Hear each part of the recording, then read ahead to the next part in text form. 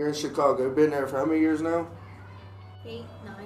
Okay. How many of you guys kind of act like people from Chicago now? Like That's- talking and that's actions the wise? thing, because in the beginning it was really hard for me. Like the first year, I was very like motivated to find the church the very first year. Mm-hmm. And then when I was like 15 in high school, there was like kids like offering me drugs in the hallway, and my mom at that point, you know, she was a very active mom when we were here, but she was working 12-hour shifts when we got over there, so it was just me, and then I had to take care of the kids and clean the house by myself. And we moved out of Chicago in 2020, and for some reason God just took away all my friends, and like all the bad friends I didn't need in my life.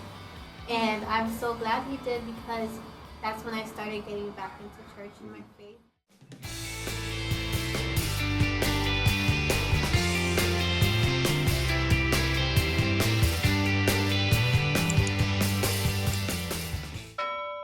Welcome back, guys, to episode 24 of New Life Baptist After Hours, and this podcast will be Wisdom Starts in Christ Alone. And we have two special guests, Samantha and Desiree, at the end of this table. And we're going to pass this on to Pastor Jason, where he's going to explain what he preached on this Sunday. All right, so we're in 1 Corinthians chapter 2, and Paul is going in detail about wisdom. And Paul says that the only thing he cared to know is the birth, death, and resurrection of Jesus Christ, because that is the whole shell of Christianity. And once we understand that, then we can start to grow in our faith. Because once we understand what Christ has done for us, what He's redeemed us for, what He paid for us, we'll learn to live a life that resembles that. And that's what Paul is trying to get the Corinthian church to understand. Now, he'll get back to the spiritual growth in chapter 3, but this is kind of like a detour of him taking to kind of explain what he means by wisdom and wisdom alone in Christ. Mm-hmm. Do you want to go on the first question? Yeah. Have you ever felt pressure to sound spiritual or educated to be taken seriously in your faith, and how did you handle that? I think you should start with that one, Jason. You can start with that one? So we just volunteered now? Yeah, I feel like you should start with that one. Well, I'm trying to think, and I've been thinking about this question since you sent it to us. And I think that most time when I think I have to use these big, elegant words is when it's me most of the time. Because I'm the biggest critic to myself. Because I'm like, okay, I see the people there. Am I going to use a language that's going to make me sound like I'm really smart because of who they are and so forth? I think a lot of times that's where it starts at, with their self trying to be that way. Now, I have been corrected before several times on how to pronounce things, and a lot of people don't understand, but I have, what's that? Dyslexia. Say it again? Dyslexia. That. And so I reverse letters and cannot pronounce everything perfectly. Not even English, especially not biblical words, and definitely not Spanish. Okay? But, you know, they've come to me and they've said these things. I'm like, oh, I'm so sorry. You know, I try to do better. But sometimes we can get so tied up on trying to be very intellectual that we miss the whole picture. And that's what Paul is trying to get us to understand in Corinthians is it doesn't matter how wise you are. It doesn't matter how many degrees you have, or if your name has a doctor in it or a plumber in it or whatever it is. It is about understanding true wisdom of Christ and living it. And so I think that's the biggest times, because especially when we have mission teams come down, I feel like, you know, I'm under the microscope just because it's our home church and they're there. And, you know, I don't want to say something that's, you know, I'm usually my biggest critic when it comes to that, but I've come to understand this. I've got to be Jason. And Jason is the country guy who can't pronounce things. He's the guy that tries to relate everything back down to someone can understand it, especially me. Yeah. So if I can understand it, I know I'm doing what's right. And so I think that's the biggest part of myself as a critic, of having to use very intellectual words. I don't think I've had an incident. I don't know how you say that, but where I've had to feel like I have to use fancy word. But I know if I want to preach the word of God, that fear comes to my head, saying like, oh, I'm not gonna sound perfect when I'm preaching this, or I'm gonna say something and it's gonna come back on me. It's just like, I think you said you even had that fear before you preached. You told God to give you the knowledge before you can even preach, be a pastor. And I feel like that also is a common fear of mine. But I don't think I've ever feared that I'm going to say something intellectual, non-intellectual. Yeah. Well, it kind of reminds me of how we can use words and a lot of people don't understand them. Mm-hmm. Like we could say, I don't know, redemption. And a lot of times we don't understand what redemption is. Mm-hmm. That's the reason Sunday night, they're in Brew for the Soul, which I encourage you to come. I talked about redemption. We went into deep detail about redemption and what that looks like. Yeah. People don't understand what repentance is.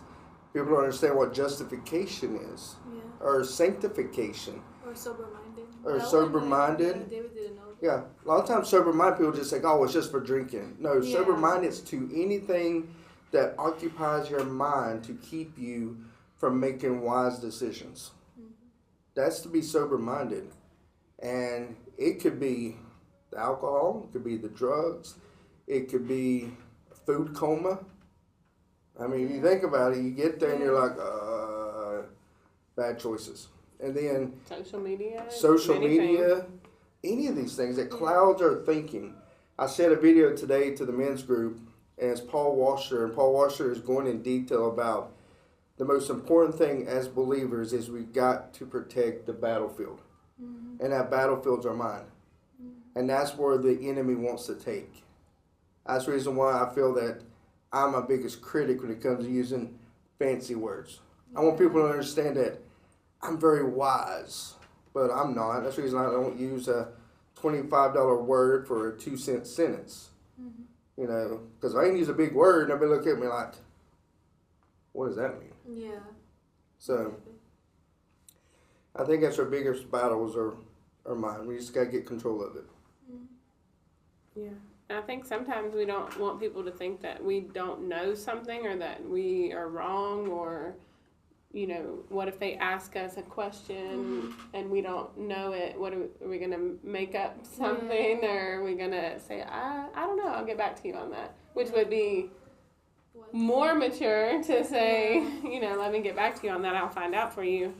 Because we're not ever going to have all the answers. And it's okay because we're all, especially in our smaller group studies, we're all learning together. Yeah. And, we're all at different areas in our faith and our walk. And so we have to help each other. And if we don't know something, it's okay. Mm-hmm.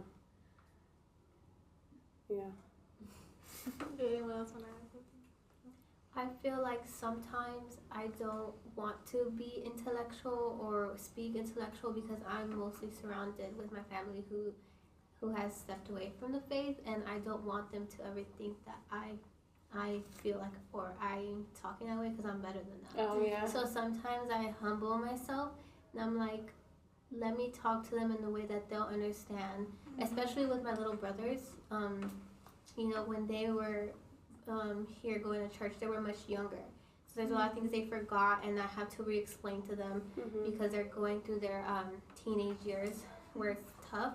And I have to just remember, like, hey, they're beginning barely, so I have to talk to them where, I'm not using these big words and, like, something they don't understand. Yeah. So and I think that's important with a lot of people that we speak to because especially people who you're maybe just, like, you don't even know them and you're just sharing with them, they may not know anything about Jesus. And so you can't expect them to have any knowledge of anything and to say something that we would understand because we've learned it already or it's something that's very common to us. Doesn't mean that they would know. So it's real important to explain things like you're teaching a child, pretty much, so they can understand. So that's a really good point. Can we move on to the next question? Yeah, I think so. Unless those are. No, Yeah, I don't think that's it. How does unity with other believers help us grow spiritually? I feel like we've kind of spoken a lot on this topic already, but I don't think we explained in how serving really grows you spiritually. But I think when me and Dave were talking about it, we're seeing that when we serve, we actually put ourselves last and we humble ourselves. So I think that's how unity comes together and helps us grow spiritually mature, because when we're united, we're not just thinking of ourselves, we're thinking about like Desiree, her needs or your needs, and we're actually taking consideration of how everyone else feels and what they need prayer for. So that in a way shows you how God would want you to treat people and treat how He treats us, and that's how we can grow spiritually mature through that way. Yeah. I saw a lot of unity on Saturday with the plate sale, and like we've had a lot of help before, but this was huge, and how everybody was working together. Yeah.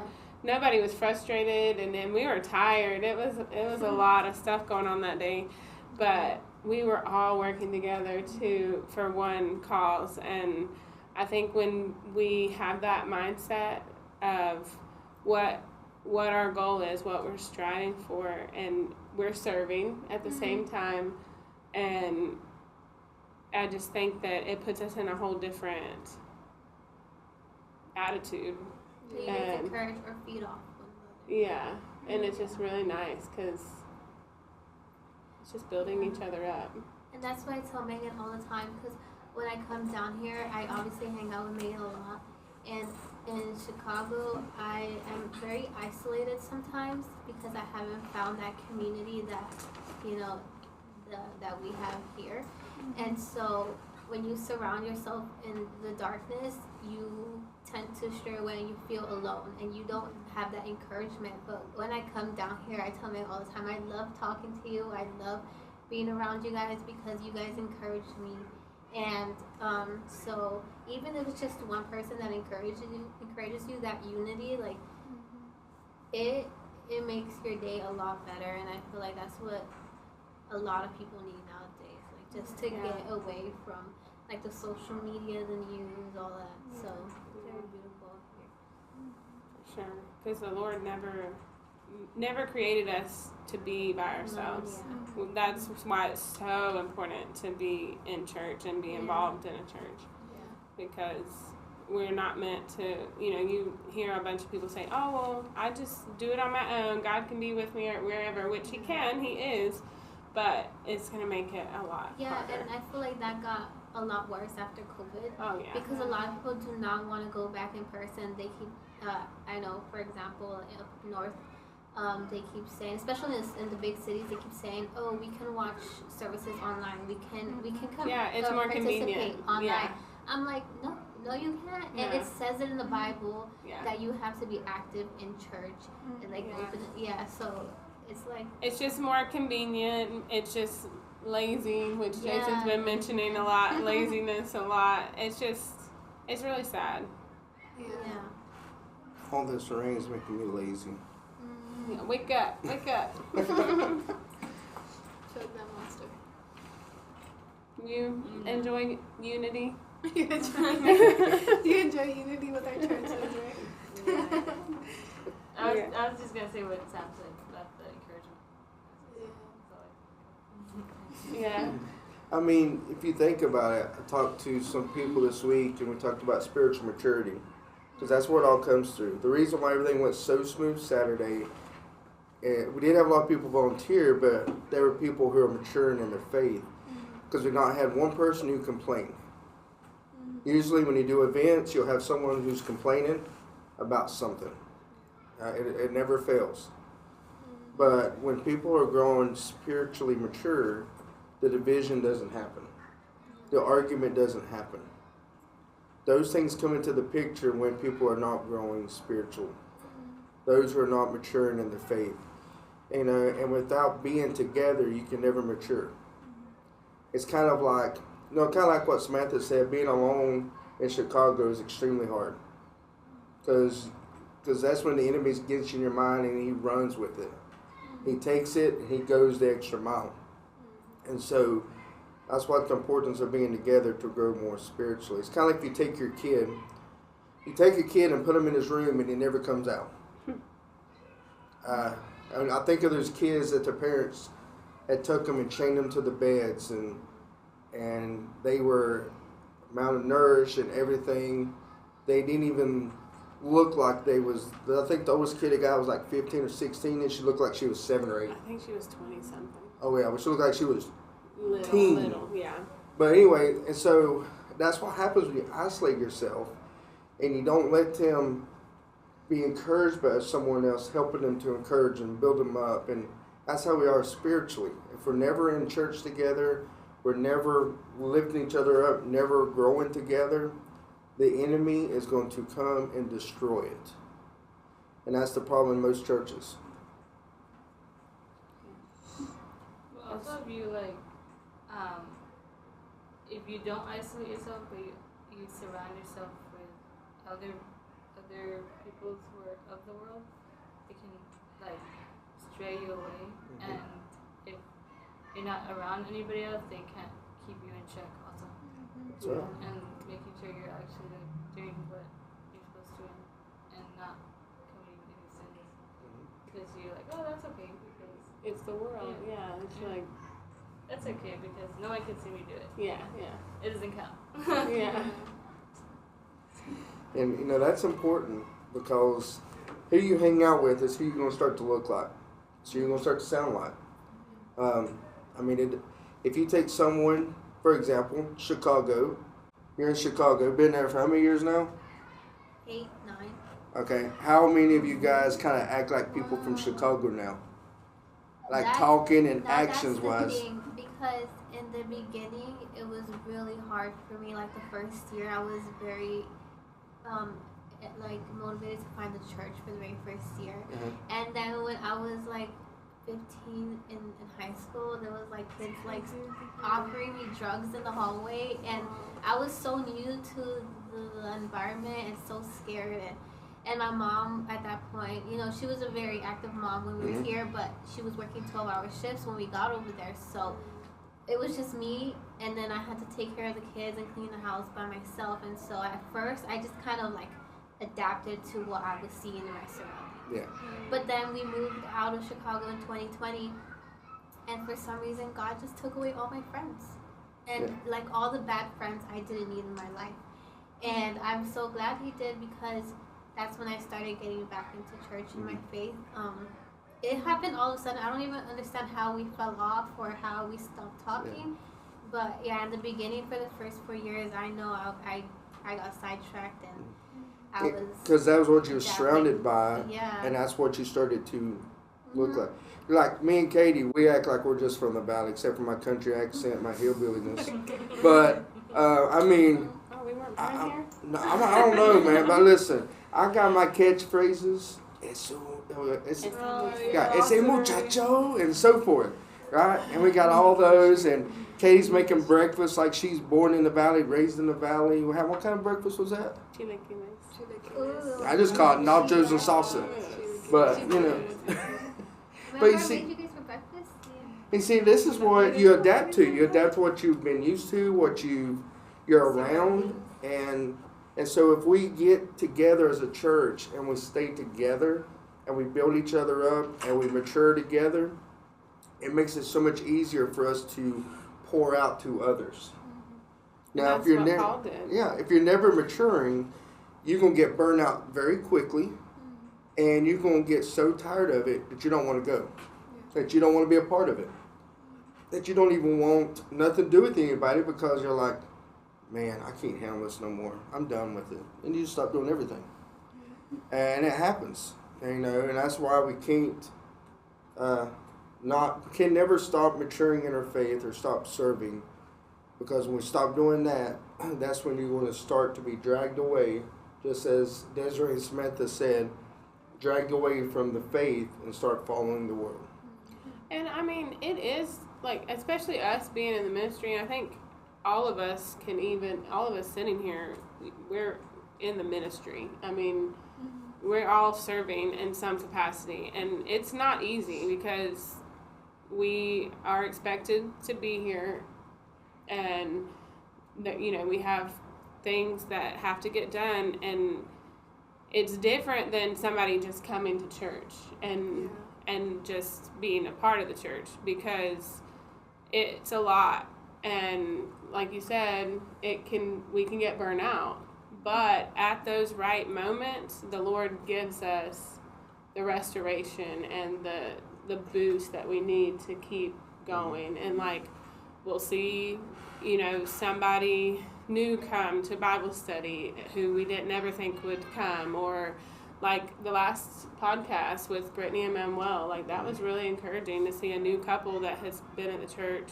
Like they stayed here. Out of all the churches that they visited, they picked here because they know that the truth is being taught here. And, you know, the plate sale and just different things. Like, it's a lot. And July is a lot coming up, but I feel like the Lord sustains us through that and through other believers helping us. Because you guys have been with us for what, 13 years? You know, even though you guys were in Chicago for a while. 9, right? Yeah. Mm-hmm. And so you think about all the ones we had, you know, a lot of them moved away. You know, Ernesto, he lives in Corpus or Robstown, and he's serving at New Life Baptist, which is kind of funny, kind of cool, right? Mm-hmm. This is where we got the name from, because they were actually partners with Pastor Manny at the time. And then, you know, I don't know where all the other ones are at. Some don't go to church. I see them at Walmart, and they're like, "Oh, Pastor Jason." I'm like, "Okay, which one are you?" And then when they tell me name, I'm like, "Oh yeah, Omar." They're all grown up. I hadn't seen them in years. And then you have, I see on the line where Leslie's going to church and serving, and so forth. And so, you see, the more we're together, the more we mature together, the more we will continue to grow. And it's more for others a lot of times than it is for us. Because if we start maturing, it's going to be encouraging for maybe that other person more than it is for us. Because I remember talking to a couple this weekend, they said they went out doing an outreach at Hobby Lobby, and they was going expecting to give blessings, but they got blessings in return. And so, and I was like, yeah, that's how it always is. Anytime we think we're going to be the one doing all the blessing, and next thing you know it, they're blessing us. Yeah. And so. Yeah, and so that's because I try to, even though I'm at my lowest, the lowest point in my life, I always try to ask somebody else how they're doing or reach out to them, because I know that doing that, it'll come back and, you know, it'll encourage me. And so at my lowest point, I always remember to look out and to always reach out to somebody, because I can think that I have it bad, but somebody always has it worse. And you're putting their needs in front of yours. Yeah, so it's just like a different, you're not thinking about yourself for a minute.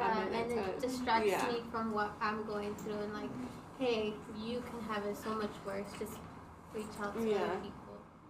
So. Oh, yeah. In your experiences, what are some things that hold the church back from true unity? What now? I'm sorry. True unity. What are some things that hold the That church word is back? a little hard for me. Okay, listen. We're just talking about intellectualness. And No, Megan, it's nothing you said wrong. I am 46, 47, I don't know how old I am, wherever old I am. My hearing is about gone, so it's very hard for me to hear. I can already tell. I can't hardly hear nothing. Oh, no. And so in about another 20 years, when I say, holds what? the church back from unity? I know what that is. I want to say something, because I've gone to many churches in Chicago where I feel like many people are very selfish with their time. They don't want to put into the church, and they're like, oh, I got to go home and do this, or I got to go home and do this. Oh, the doors close at exactly 12. I'm like, well, wait, I want to stay and talk. Or like, hey, like, I want to, you know, because I'm very social. So I'm like, no, like, let's do something or something. But I feel like it's selfishness of their time, their energy, or they don't want to go out and talk to people. So that holds back a lot. They just want to keep it inside the building. See, I'm glad you brought that up. You haven't been here. You've been, you've just come to visit, and you see that there. And because we have talked about that too, because a lot of people are just really selfish. So it's not just here; it's everywhere. It's everywhere. People are very it's the self-care era, and so people just want to think about themselves and what they deserve and what your heart wants. And I feel like no, just their time.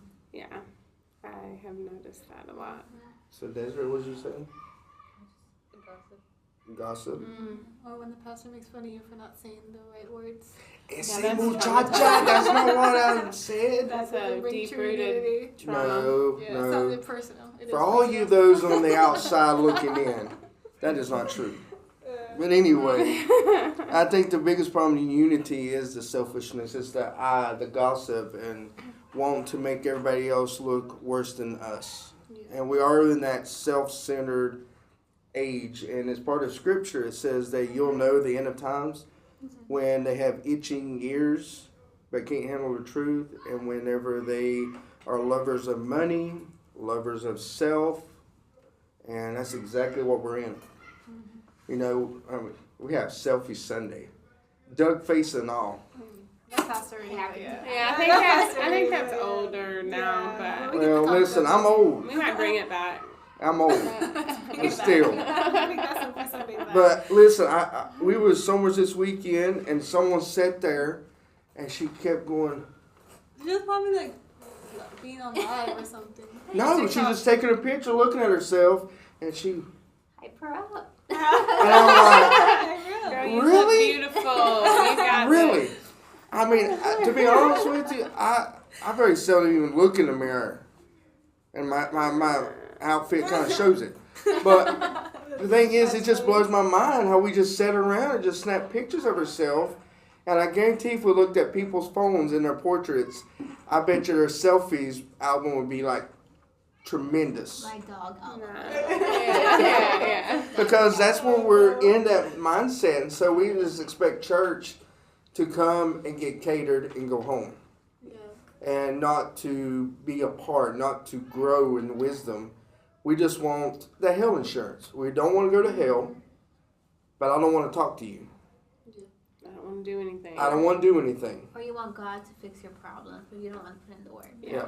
The magic 8-ball Jesus. So laziness. That's Yeah. Get rich quick. God doesn't want me poor, so I want prosperity. That's the biggest movement in America. Yeah. I mean, it's crazy. Or well, if I don't feel it, then it's not. yeah, if I don't get cold chills and don't feel it in my guts, my butterflies, it's not a true service. I mean, I got all these things, but it's not about that. I'm thinking about with Paul and the sermons he gave, and they're there. He couldn't run them away. Jesus couldn't run them away as he was preaching. They stayed with them. They stayed the whole time. And because they had a hunger, they wanted to mature. That's why they stayed. Now, a couple I talked to this weekend, they was telling me about their hunger to mature and to grow in their faith, and they're just not getting that everywhere they go. So they started doing church at their own house with Bible studies with people. And I said, if you're not getting that on Sunday morning, you're in the wrong place. You need to go somewhere where you can get fed, where you can grow mature-wise. Because if you can't grow mature in the church, being with each other, you're definitely in the wrong spot. I mean, that's not where you need to be. Because there, you're just going checking a box. And they explained it the most, easiest way to probably explain it is, they said it was pretty much like a reminder. Every time they go, just a reminder. Reminder what? That Jesus is there? Just the basics. Just the spiritual milk. Just enough to get your toes a little damp and go on back out. And just a reminder. Fluff. Yeah.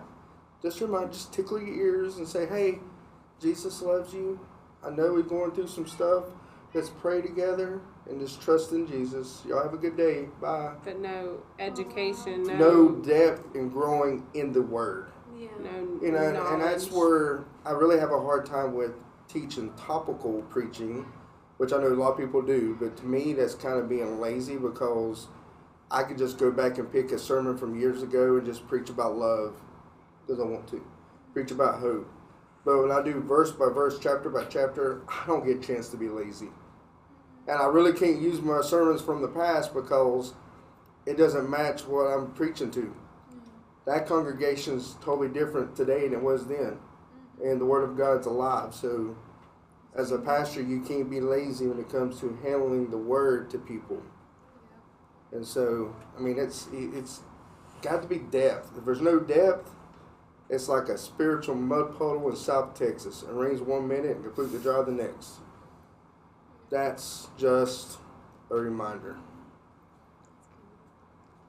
I was gonna say, like, I think the number one thing is like cliques, having cliques in the church, and not obeying one of God's greatest commandments: love each other as you love yourself. Because sometimes you can get in, like, your own feelings and say like, oh, this girl did me wrong. I'm not gonna do anything with her or for her because like she did this to me before.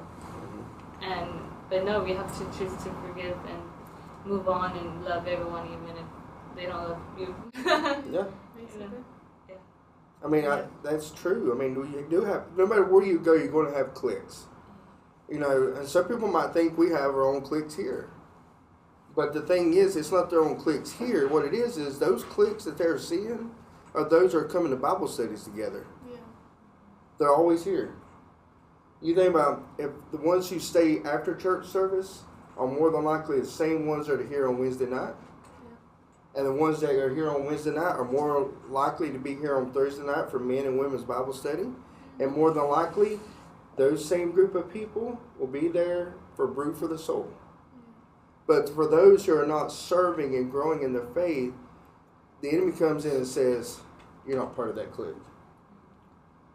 Because we've had people who said that to me. They said, we don't feel like we're part of anything because we don't ever hang out with anybody. I'm like, well, do you know anybody? Have you talked to anybody? Have you become friends with others?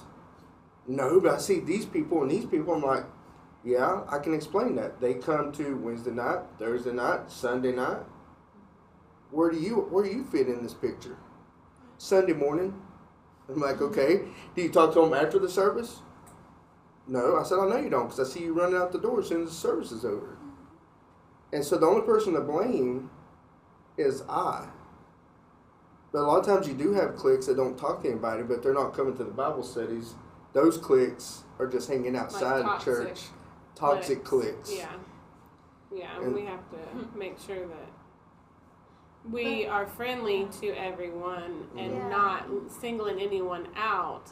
But at the same time, you need to be a part of, like, you can't say there's cliques and nobody likes me if you're not trying to put in the effort yourself. But yeah, like I can see like what Desiree means about cliques. I'm agreeing. Yeah. But when it comes to maturity, the more you grow mature-wise, the more you see true what this group is you're looking at. Right, when you don't look at it. Well, because, I mean, we do have a lot of people that may not get involved as much. They have other things going on.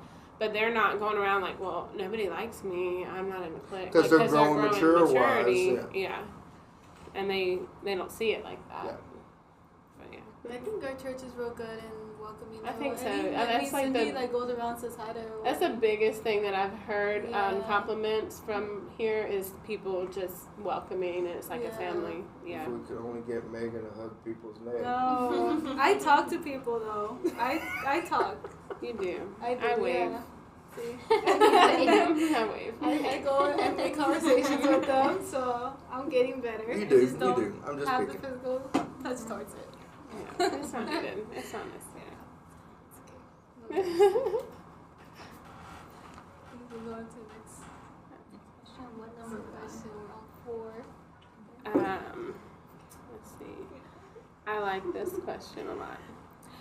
How can we encourage others to move from a borrowed faith, like from our parents or pastors or friends, to a personal relationship with God? Well, That well, one I say, well, we borrowed our faith from mom, like when we were kids, and we had to ask Jason what it meant, the differences, because we didn't know. So, and that's when Jason explained that we don't have to follow what she follows. We can have our own faith aside from hers. And I feel like that's kind of where everyone believes, like, oh, my mom follows this, so I have to. I'm also that because she's also that. Yeah, like I was born. Like she's a Catholic, so I'm a Catholic, and I just identify as Catholic because I don't know what else is there. So I feel like to move past that, you just have to explore and know more information on the world, and decide that for yourself.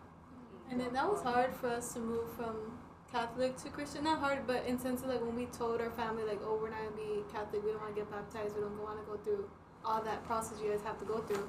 They really like drilled us and they told us like, no, you're gonna do this last step or that's it. Like you're done. Like they really forced us to go into that. I remember those years. Yeah, because they wanted us to do it. I know that was probably a hard time, but it was very respectful of y'all to do it anyway. At such a young age. Yeah, because you knew you were going there, but then you would be right there at Bible study out at the school, and then we would have to like answer your questions.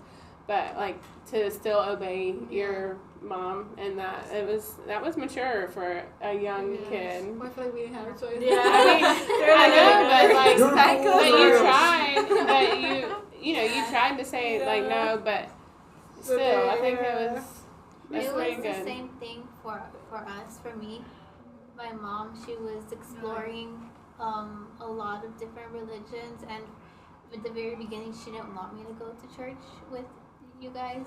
She would come out and ask for phone numbers, addresses, and kind of say where you're going, what are you teaching, like when I would come back home, like what did you learn, like, and I would tell her, come with us. No, like I don't want to believe in that. I have my own religion. So at the very beginning, for about a few months, it was very I was very alone because I didn't know how to get my mom and my family to open up to that idea.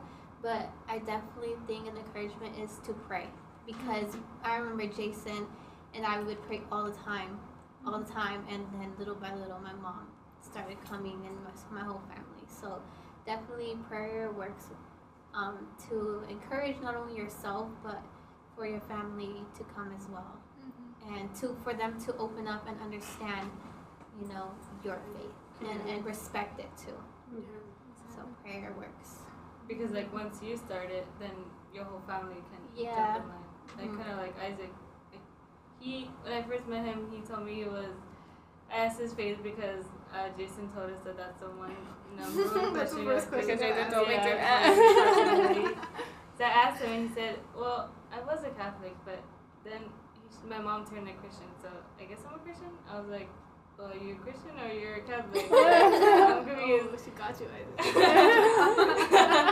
But then was Megan made me take him to church, so then he went to church and he found his own faith through him to going to learning, church. And then eventually his whole family came. So you come to church and don't date my sister. And they're not riding on his faith. They're on their own. Yeah. On their own journey. Yeah. So like once you start, your whole family. Yeah. It's pretty neat. Yeah. Yeah. I've seen.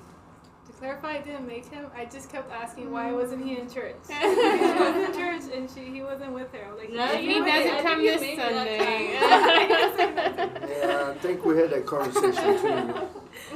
I said, if you're gonna be dating him, you better be in the church. And then he was there that Sunday. I said, because he needs Jesus. He did come that next Sunday, actually. That heathen. Yeah. And now look where he's at. Was it that time we ate? You had him at your house?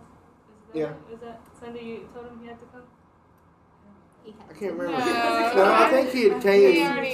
He already came. Then we came to the house, I think, after that one. Yeah. And then that's when we had our heart-to-heart discussion at the kitchen table. For a long time. From the first meeting. The first meeting was not very well for him because I didn't say nothing. I just sit there in silence. Stare to death stare. But to go along with all of you guys, what you've said, the way to do this is you have to own it. That's exactly what all of you have said. Yeah. Own it. Pray. Mm-hmm. Had to make a decision to follow or not follow, to be that part, to either stay on the same coattail as my family and be Catholic because everybody else is Catholic, or own my faith and find Jesus for who he is. Mm-hmm. And see, that is mature. And that's how you guys have matured. 13 years ago, you guys couldn't have gave that answer. I remember 13 years ago. It's been a long time. But I remember those conversations, your mom coming out asking for phone numbers and addresses. I know. And what am I going to do? Please. Yes, I remember all those. And then I remember when we had the retreat, and I had to go over and talk to Caitlin's mom and you guys' mom. And your mom just kept on. She was going to say yes, but she didn't want y'all to leave Caitlin by herself. And so that's why she didn't. Because Caitlin couldn't go? Because Caitlin couldn't go, and she didn't want Caitlin to be the only one there not going. So she says, no, they can't go. They're going to stay here. Mm-hmm. We had that discussion on the picnic table under the trees behind Caitlin's house. But, we had all those discussions, and I remember all those talks, and from where you guys were then till now, you can see spiritual maturity.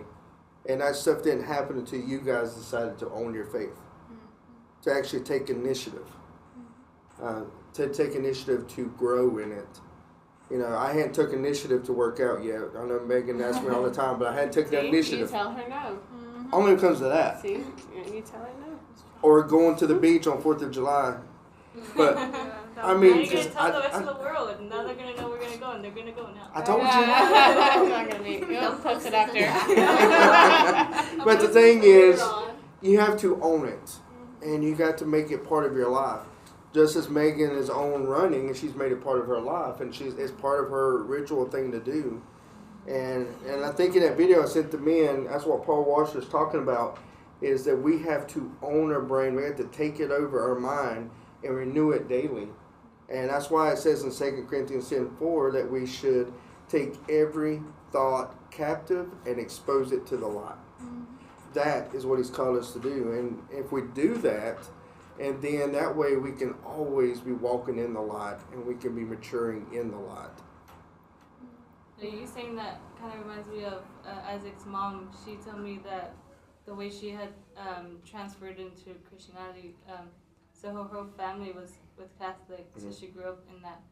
But I think when she went after a while, she didn't feel like it was her, like it was the truth. So she told, then that's when she transferred to Christianity because that's what she believed in. And she had to tell her dad that. And he's a hardcore Catholic, and he said he's going to die a Catholic. So she had to tell him, no, I'm a Christian now. And obviously it was hard because the whole family is a Catholic, and they have those beliefs. And so she's, kind of was solo at some point. But she owned her faith and said, no, I'm not going to follow that belief anymore because I don't believe that that's the truth. And see, and that's owning it, right? That's becoming mature. It's kind of like a child getting to the point to say, Mom, Dad, I can give my own self a bath. I don't need you to give my bath. I'm old enough to do it my own. Yeah, they might not be doing it right to begin with. You might have the stinky kid, but you eventually keep teaching them that how to clean and everything else, and they be like, okay, I got it, leave me alone. Right? So that's the part of maturing. And so you got to make that decision. Am I going to follow Jesus or not? Am I going to own it? If I'm going to own it, now it's important to be around like-minded people to mature me, to help me grow in the faith. Well, and I think that's important because we teach our kids that too, because we want them to know what they're believing in. We want them to own their own faith, and we don't want to just tell them what to believe. We try to grow them and teach them to own it themselves. And they'll come to us and say, or they'll see other religions and they'll ask questions, or why do they believe this, or why do they believe that, and we tell them. We don't hide it from them. or shelter them from that, because it's important that they know why we believe what we believe and why we're teaching them what we believe, for them to understand and see that it's the truth compared to other things. I think that's important for any believer, but especially if you're raising up your children. You don't want them to just accept what you say. You want them to really Understand. dive deep and understand and own their own faith. You know, it kind of makes me think of, you know what, I taught you guys ever since you were little, don't date to date, pray for your husband. Right? And you two listened to that. Yes, sir. But the ones who didn't listen to it, and they would always come back when we were together afterwards and they'd say, I should have what? Should have listened. But we didn't look at him, or I didn't look at him and say, I told you so. It's your fault. But what I say to him, I say, listen, this is why I kept telling you guys do that, because you're losing part of your heart every time you do it. You know, and I mean, I couldn't have been there with them making them not do it, because they're going to do it anyway, because that's what they decide to do. But you have to own it. You two own that decision. You know, to wait for your husband, to pray for your husband. Not many people can say they did that. Even ones that have been with us for 12, 13 years. Yeah. Because they never owned the faith to mature. They just got to follow the darkness. No, I think it's weird to me that it's not like common everywhere just to wait to get married. Like I've had people's question me like, oh, why can't I just like do it before so I know that it's good or whatever, it's like, you know. And I'm like, well, wouldn't you want to experience that with your husband, you know, that you're gonna spend the rest of your life with, not with somebody like that's gonna spend one night with or something? And I thought it was just like, what, like, isn't it? It's like they think you're weird, but you're like, no, it's weird the other way. I mean, it's easy. Like, probably the easy way to explain is when you're exposed to something, it's kind of hard not to be unexposed to that. Yeah. Kind of like a film. See, you guys don't understand photo film neither, because y'all are much younger than me. Okay, the photographer. Okay. So if you have film, you took pictures, and you expose it to the light, that photo's pretty much what? Ruined, right? Because you got to do any black light, red lights, and the water, acid, and all that stuff to develop it. Yeah, you see? And that's the thing is with us, when we've exposed ourselves to that sin or that weakness, it is so hard to get back out of that. It's so hard for us not to have that thought in our mind. It's so hard for us not to fall back into that groove. Even though you don't want to, it is there for you to trip and fall into if you're not careful. If we're not renewing our minds. You know, that's the reason why Paul says in Corinthians, where he talks about, not Corinthians, in Romans, he talks about how I keep doing what I do not want to do and not do what I want to do, what I should do, right? Because he'd been exposed to all these things prior to his transformation from being dark to light. And so it was hard for him to overcome those weaknesses. Because the flesh wants, because it's already been exposed to it. Like, I've never been exposed to drugs, so I have no desire at all for drugs. But it comes to alcohol, been there, done that, got a t-shirt. And so sometimes we go to restaurants, I see those pictures, like, man, that looks good. No one will know, but me and Katie will look at each other and say, nobody will know, but the Lord knows, and we need to be sober-minded. We need to do what's right and stay on the straight path. And that's where hanging around or not being isolated, the first question comes in. Absolutely. Yeah. But I think I'm very grateful that me and Megan were like shielded and innocent until like we were older, and even then we were still like shielded, and that we didn't really know what the world really was, and so we just kept our innocence for like the longest time. Yeah, it's kind of like on Lion King. You ever seen Lion King? Yeah. When Simba's there and the dad goes, everything you see, you can have. But then he tells him not to what? Don't go to the dark. uncle's Don't go area. to the dark side. And what does he do? Go. Goes to the dark side, right? Yeah. And so, because he wants to go. And so you think about with us, that's the reason why so many people fall short is because they've told they shouldn't do this, and so they go do it anyway, and they're exposed to it. And that is a great point, because one of my biggest regrets is leaving Texas, and it wasn't my decision, but it was something that had to happen in my life, and I was exposed to so many things. And I remember I told you that the day before I got baptized, or the week, like, I don't want to get baptized and then leave the faith. Like, that was my biggest fear, and I was 13 or 12. I was like, I don't want to go all in and then be led astray. And that's what ended up happening. And but there came a point in my life where, after all the partying and drinking, that I grew up, and I don't desire that anymore. Like, I grew up, and I realized that is not what I want my life to look like, and that's not what I want my children's life to look like. So I have to stop that now and turn away from that. And so there will come a point in your life where you know that you have to step away when you don't desire it anymore. And that's when God will take away those friends that you don't need anymore, because you come to that realization. You really have to listen to that. You can't ignore it, because if you keep ignoring it, it's not going to go away. Yeah, you had to own it. Mm-hmm. And before you owning it, because you have to realize you were isolated. You were taken from friends and family here, moved 15 hours away. Thanks. 22 hours away. It's 15. I mean, there. The way your mom drives, 15 hours. I was just telling Desiree she had her license was suspended. Uh-oh. She's wanted in like. Well, anyway, you moved 22 hours away, and so she's there, and so now you are isolated. You gotta make new friends, and to be honest with you, it's hard to make Christian friends if you're never in the church. Yeah. And so the friends you made are friends of the world. Not that they're horrible people, it's just that everything they've ever done in their life is the world.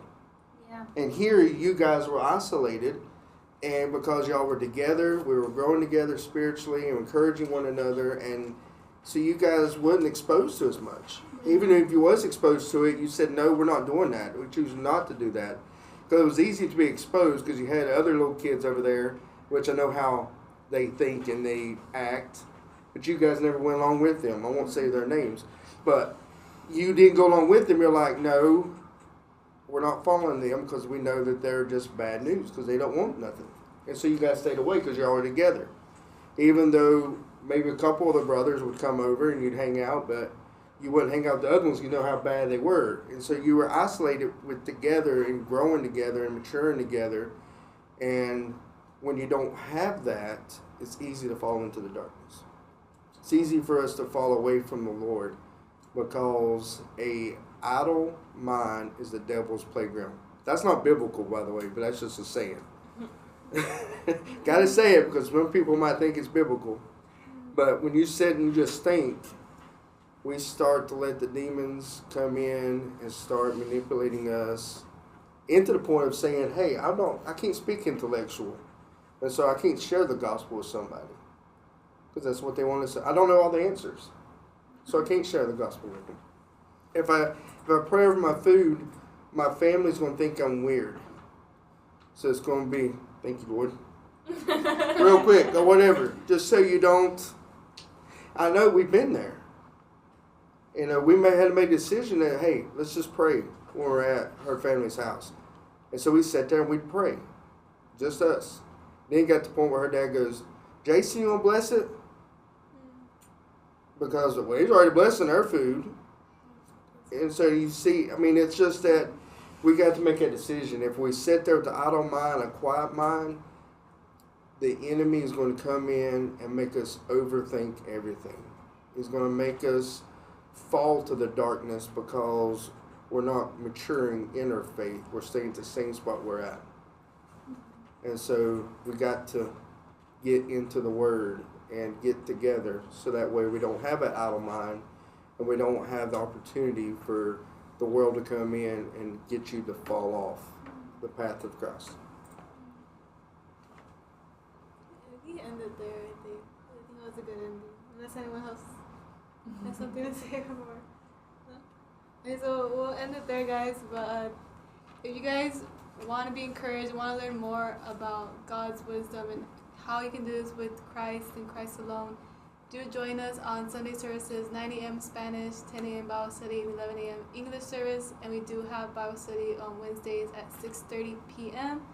And if you guys want to grow deeper into our community and grow that unity with us, then we do have Thursdays, men's Bible study at 6:30 p.m., karate at 6:30 p.m., Tuesdays and Thursdays, and then we have women's at 7 p.m. And also, if you guys can check out our Facebook, because we just posted our July month. Our July month is going to be a very busy month with a lot of events where your families can come in and you guys can grow together spiritually.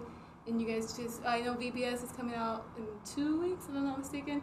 We have that registration up as well, and that one's going to be a great event for the family. Free food, a lot of Jesus, a lot of games, a lot of fun. So that one's going to be a great VBS, along with a conference before that, which will help us grow deeper in the faith. If you guys like to join us for those as well. I feel like I'm missing any more events. I think that would be all the Food events. for the Soul Sunday. Yeah, That's we have the last Food one for Our the Souls. month of July. Yes, we have Food for Our Souls on Sundays on afternoons, so that one is also a great fellowship moment with everyone else as well.